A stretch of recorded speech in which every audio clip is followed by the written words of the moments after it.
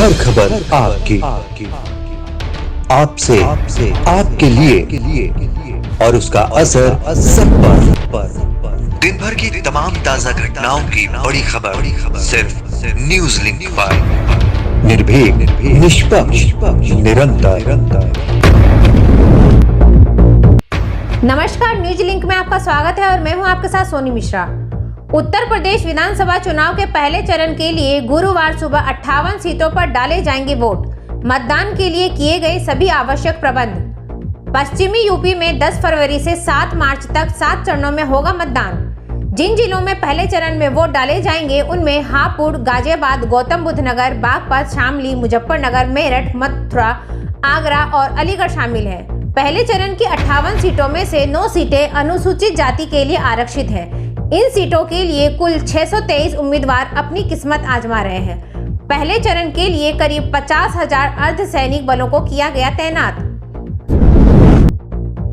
कर्नाटक हिजाब विवाद पर अब बड़ी बेंच में होगी सुनवाई। हिजाब विवाद पर सुनवाई कर रही कर्नाटक हाईकोर्ट की सिंगल बेंच ने मामले को बड़ी बेंच के पास भेज दिया है। अब तक मामले की सुनवाई जज कृष्णा दीक्षित की सिंगल बेंच कर रही थी। अब यह मामला हाईकोर्ट के चीफ जस्टिस को सौंप दिया गया है। कर्नाटक में हिजाब पर बवाल हुआ तेज। शिक्षण संस्थानों के आसपास धारा 144 लागू। लालू बोले गृह युद्ध की ओर जा रहा है देश।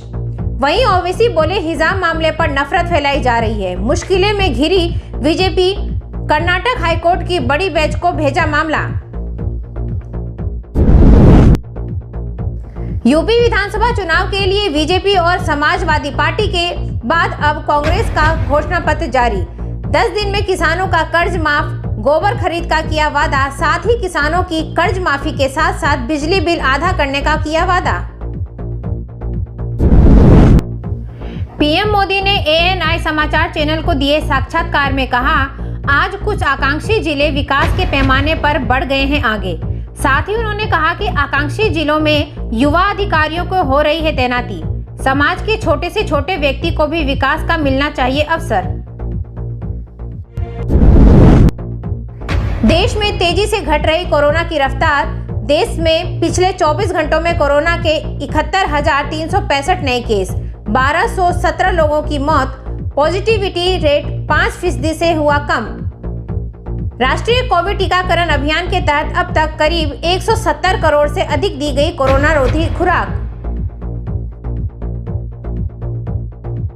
हर खबर आपकी, आपसे, आपके लिए और उसका असर सब पर। दिन भर की तमाम ताजा घटनाओं की बड़ी खबर सिर्फ न्यूज लिंक पर।